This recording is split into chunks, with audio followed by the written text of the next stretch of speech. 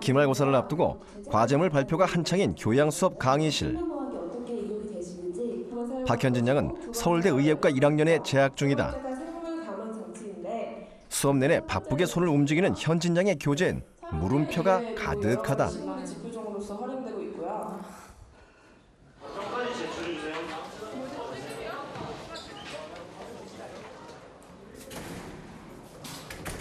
현진 양은 수업 시간 내내 뭘 적고 있었던 걸까?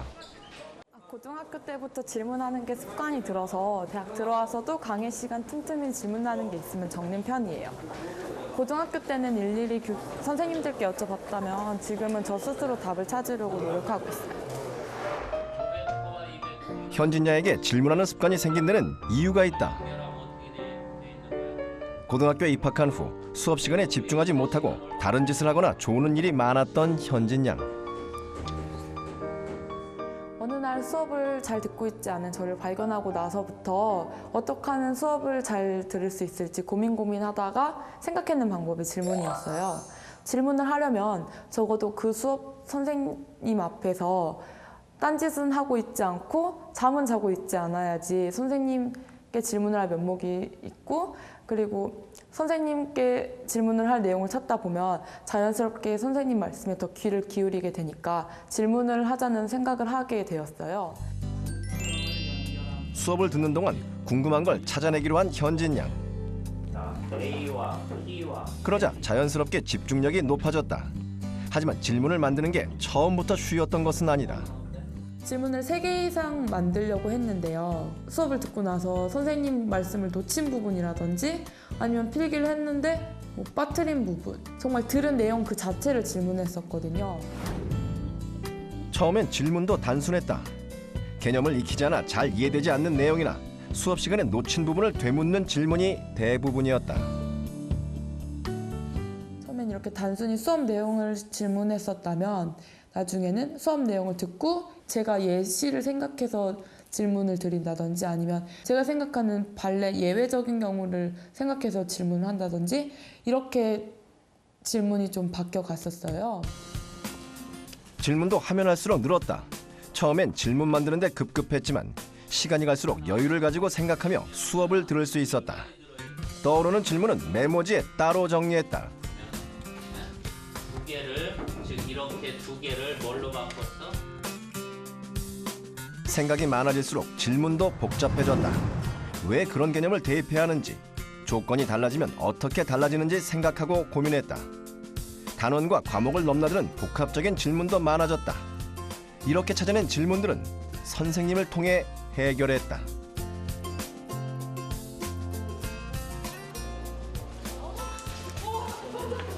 네, 질문 있는데 그럼 이 3개 부호로 P의 위치도 결정되는 거예요? 그러니까 그렇지. 이게 플러스면 항상 내부에 그렇지. 이쪽이랑 여기랑 부호가 달랐잖아요. 선생님은 현진 양이 고민하는 부분을 쉽게 설명해줬고 그렇게 들은 내용은 머릿속에 더 오랫동안 남았다.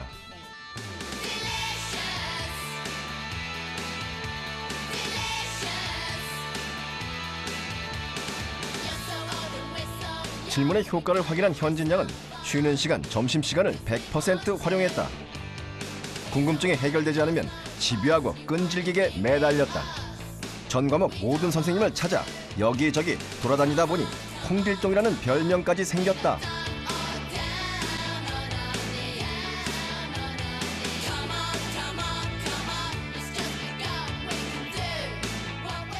질문을 할 때는 단지 수업을 잘 듣기 위한 하나의 수단으로 사용했었는데요. 질문을 해가면서 변화하는 저 자신을 발견하게 됐어요.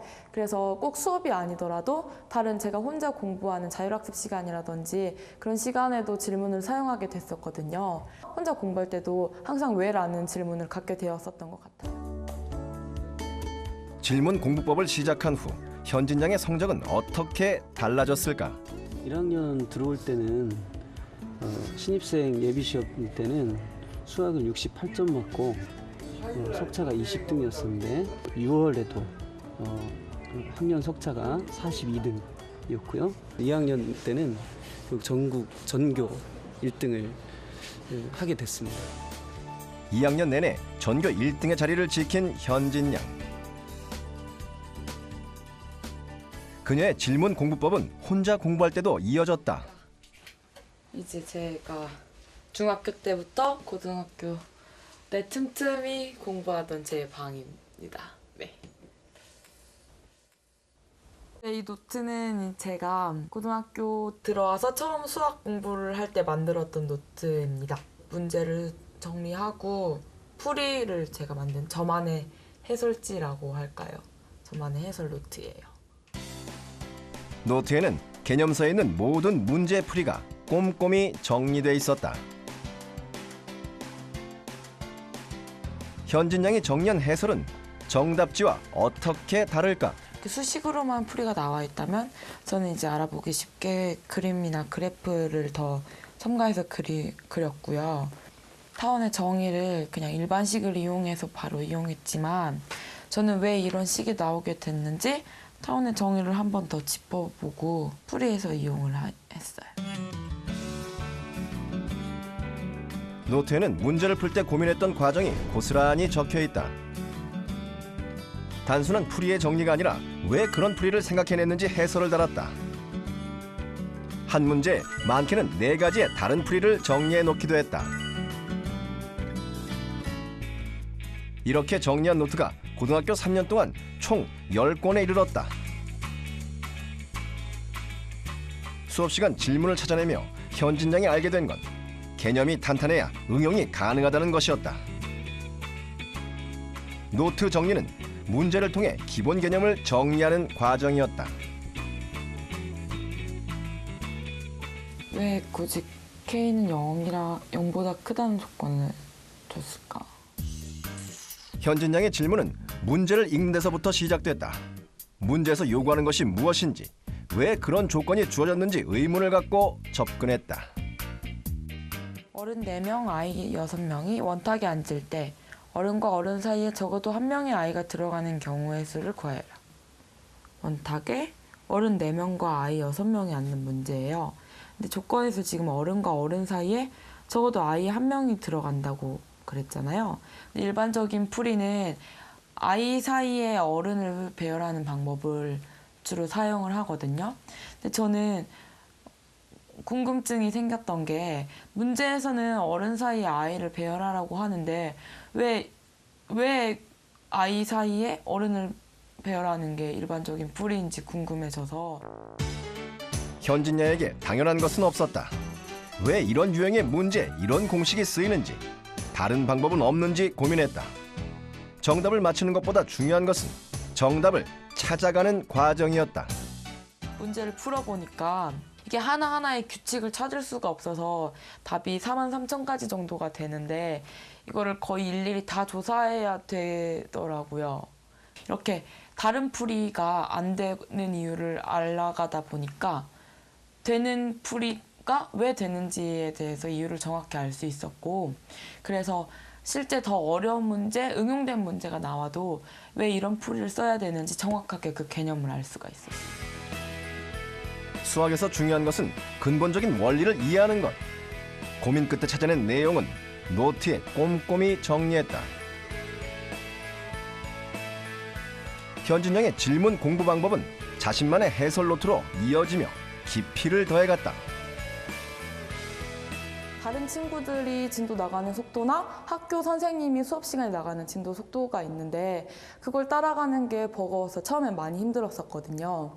근데 시간이 지나고 나니까 제가 같은 공부를 했을 때 질문을 많이 하기 전보다 질문을 많이 하고 나서 더 깊은 내용을 확실히 알게 되는 걸 보면서 제 공부법에 확신을 가지고 계속 해나갈 수 있었어요. 다른 학생들도 질문을 통해 학습 효과를 얻을 수 있을까? 먼저 평소 어느 정도 질문을 하는지 물었다. 선생님이 알려주신 것만 이해하는 편이에요. 저는 제가 해결하려고 하는 편이라서 더 다른 책 찾아보는 편. 생물 시간, 학생들에게 종이를 나눠주고 수업을 듣는 동안 3가지 이상의 질문을 적어보도록 했다. 현미경을 이용한 세포 연구가 가능하겠습니다. 수업에 집중하며 듣는 학생들. 0.4 마이크 그거에 따라서 수업 틈틈이 미리 나눠준 종이에 질문을 적는 학생들도 눈에 띄었다. 예를 들어서 평소 질문을 하지 않는 학생들에겐 질문 3개도 쉬운 일은 아니었다. 그거 뭐야? 이렇게 밑으로 있어요. 처음에는 왜냐하면 해상력이 떨어지고 수업이 끝나고 학생들의 질문을 모아봤다. 단순히 개념을 묻는 질문이 많았지만 심화된 내용도 있었다. 학생들에게는 어떤 영향을 주었을까? 고정법의 종류에는 세포의 종류에 따라서 그 방법이 다른데 그 방법에는 어떤 게 있을까가 궁금해서 적어봤는데 질문을 적어보니까 훨씬 수업에 관심을 갖게 되는 것 같아요. 처음에 질문거리 만들려고 해서요. 질문거리도 없고 어려웠는데 막상 막 머리 짜내서 만들어 보니까 의외로 집중도 잘 되고 안 졸린 것 같아요. 선생님이 설명하신 거를 들으면서 제가 원래 몰랐던 거를 많이 적었는데 제가 뭔가 많이 모르고 있다는 걸 느꼈고 뭔가 기초를 튼튼히 해야 되겠다는 걸 느꼈어요. 질문의 효과는 수업이 끝나고 나타났다. 학생들은 어느 때보다 적극적으로 질문에 나섰다. 여긴 그냥 이 뭐라 그러지? 상등의 부분은 밀도순이 아니고 그냥 막 섞여 있는 거예요. 교실은 자연스럽게 토론의 장이 되었다. 조금 더 시간을 길게 해요. 조금 더 수업에 집중이 됐던 것 같고 수업 중간에도 좀 의미 있는 질문들도 하고 끝나고 나서도 질문이 많이 있어서 나름대로 더 의미가 있지 않았나 하는 생각이 드네요.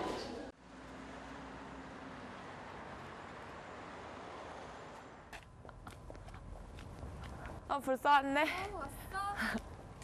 야, 씨. 오랜만에 고등학교 때 친구를 만난 현진 양. 연락 좀 하고 지내. 그러게. 나 오늘 학교가 아, 너 그 학교가? 나 입시 때문에 가는 건데 너 뭐 논술할 때 그런 거 조언 좀 해줘. 체계적인 게 필요할 것 같은데. 고등학교 때 후배들을 만나러 가는 친구가 현진 양에게 조언을 구하려는 것. 나는 딱 이과 애들만 데리고 있어. 현진 양은 이미 한 차례 후배들에게 다녀온 적이 있다. 고등학교 시절의 현진 양은 어땠을까? 그렇지. 그날 공부한 일을 못 끝내면 절대 잠을 안 잤어요. 저랑 3년 동안 룸메이트였는데 항상 자기가 목표로 한 양을 끝마쳐야 잠을 자는 스타일이었거든요. 그리고 공부할 때 그냥 겉에 이렇게 설렁설렁 훑는 게 아니라 항상 깊게 파고들었어요. 그래서 과학 개념서 같은 것도 4권 정도 보는 것 같은데. 질문을 통해 공부에 깊이를 더해가던 현진 양. 과학 과목을 공부하기 위해 과목당 총 4권의 개념서를 보았다.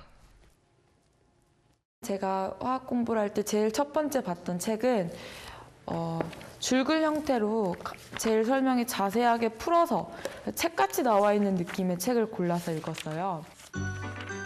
과학 역시 원리와 개념이 중요한 과목. 첫 번째 개념서를 통해서는 전체적인 단원의 흐름을 파악했다.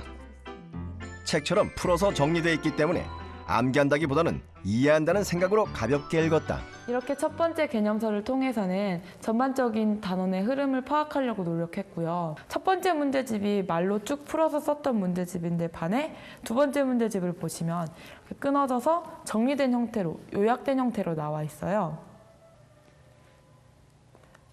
물이 수소 결합을 해서 단지 얼음이 부피가 더 커진다는 내용만 담겨 있어요.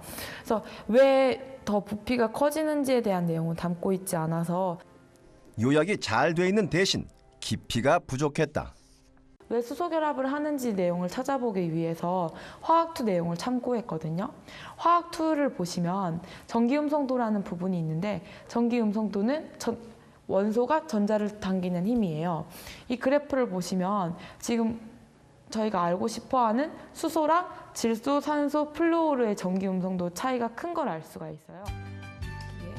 세 번째 단계에서는 근본적인 이유나 원리를 찾기 위해 다양한 개념서를 참고했다.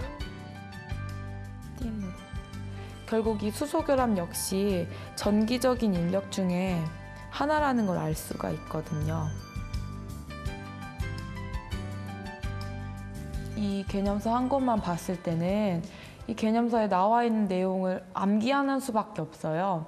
그래서 이 개념서에 나와 있지 않은 내용이 나오면 그 이유라든지 예상하기가 좀 힘들지만 왜라는 질문을 가지고 이 현상들에 대한 이유를 분석해 가다 보면은 이 문제집에 이 개념서에 직접적으로 다뤄지지 않은 내용도 예상해보고 짐작해볼 수 있다는 장점이 있었어요.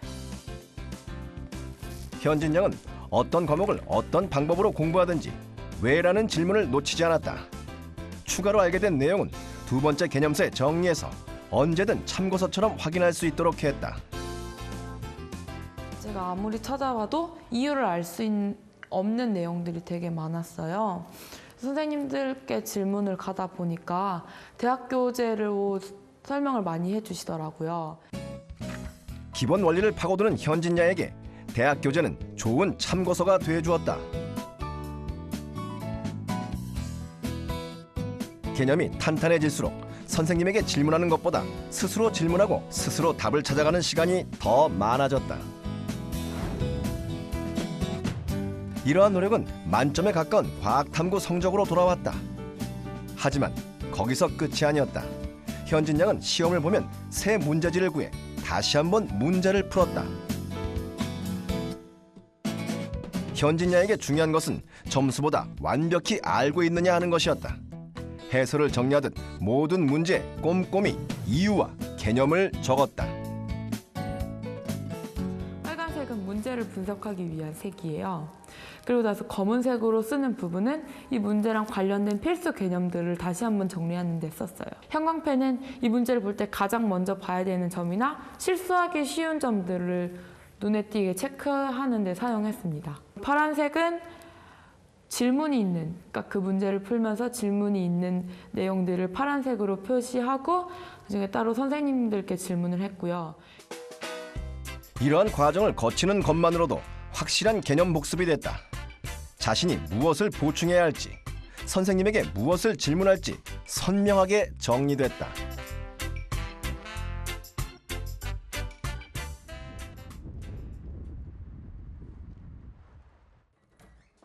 학교 기숙사에서 지내는 현진 양이 일주일 만에 집을 찾았다.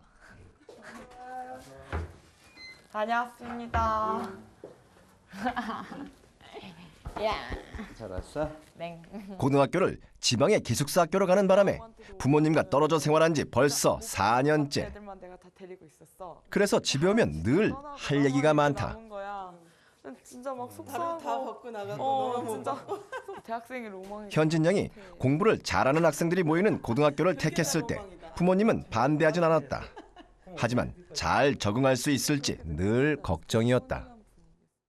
1학년은 뭐 저희도 이제 마음속으로 많이 그런 안 될 거다는 생각을 했으니까 1학년 때는 그래 적극적으로 열심히 하는 것만 응원했고 2학년 때는 기대 이상으로 점수가 굉장히 잘 나오더라고요. 그래서 아무 걱정을 안 했는데 3학년 올라가서 슬럼프 빠져가지고 그때는 굉장히 걱정이 되더라고요. 3학년 6월 모의고사. 현진 양은 수리 영역에서 처음으로 70점대의 점수를 받았다. 이걸 어떻게?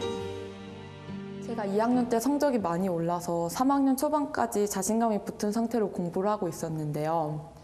3학년 6월 평가원 시험이 굉장히 중요하다는 얘기를 많이 들은 상태에서 시험을 보고 채점을 했는데 앞장을 채점을 하고 뒷장을 넘겨서 채점을 하는 순간 4개가 연속으로 틀리면서 틀림이 시작된 거예요.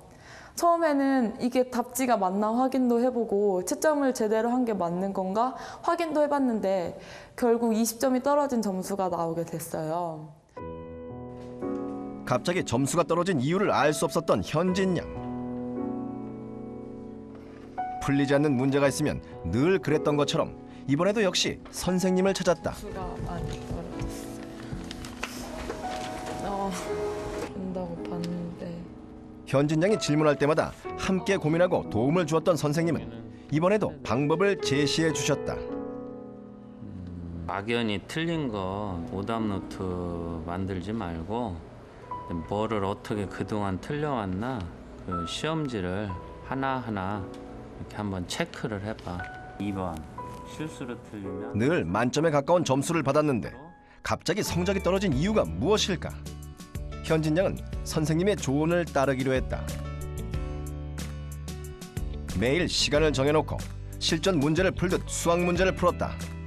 갑작스런 성적 하락에 마음이 흔들렸지만 기본에 충실하기로 했다.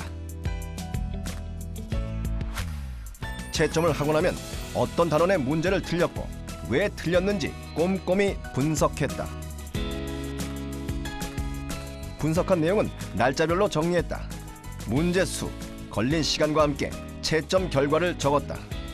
이때 실수로 틀렸는지, 몰라서 틀렸는지, 어떤 단원의 문제를 틀렸는지 한눈에 알아볼 수 있도록 했다. 일명 수학 통계 노트였다. 이렇게 통계 노트를 작성해 보라고 말씀하셨을 때는 제가 푼 문제들을 틀린 거 몇 개, 맞은 거 몇 개 개수를 쓰는 게 무슨 도움이 될까 의심이 많이 가기도 했어요. 근데 실제로 제가 해보다 보니까 지피지기면 100점 100승이라고 문제집 한 권을 다 풀고 나니까 제가 어떤 단원에서 많이 틀렸는지 무엇을 주로 실수를 많이 했는지 알 수가 있어서 제가 약한 부분, 실수를 많이 하는 부분을 확실히 더 다잡을 수 있었어요. 통계 노트를 작성했다고 해서 곧바로 성적이 오르진 않았다. 하지만 더 이상 떨어진 점수에 연연해하지 않았다.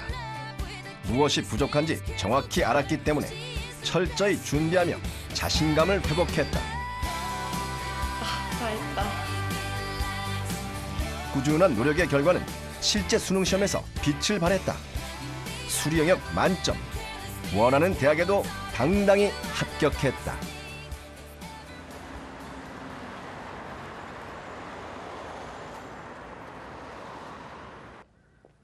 어딘가로 바삐 향하는 현진 양. 지금 저 동아리 활동하는데 합창단 워크숍이라고 조그맣게 공연하는 거 있어서 가고 있어요. 힘든 시간을 보내고 마침내 대학생이 된 현진 양 앞에는 많은 기회가 열려 있다. 현진 양은 가능한 많은 것을 경험해 볼 생각이다.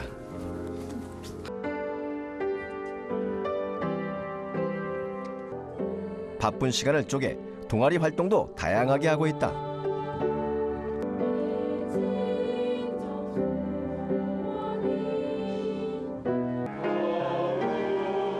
의사의 길을 택하기까지 고민도 있었지만 이제는 어떤 의사가 되고 싶은지 스스로에게 확실히 답할 수 있다.